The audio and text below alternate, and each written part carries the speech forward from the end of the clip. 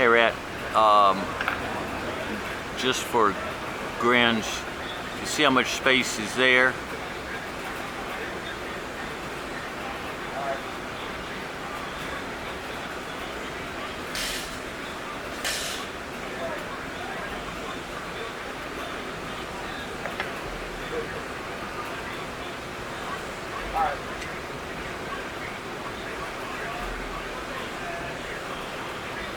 So it's gonna vibrate. It doesn't look like it's the shaft.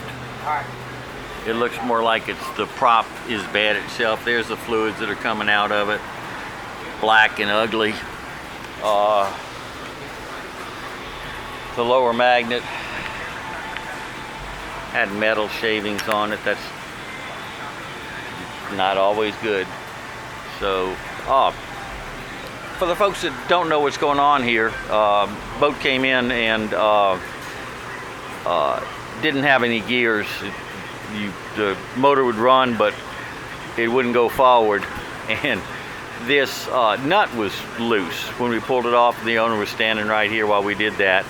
And so since it backed out, it chewed up all his upper gears, and that's why the boat wouldn't move. So we're going to go ahead and put on a used upper,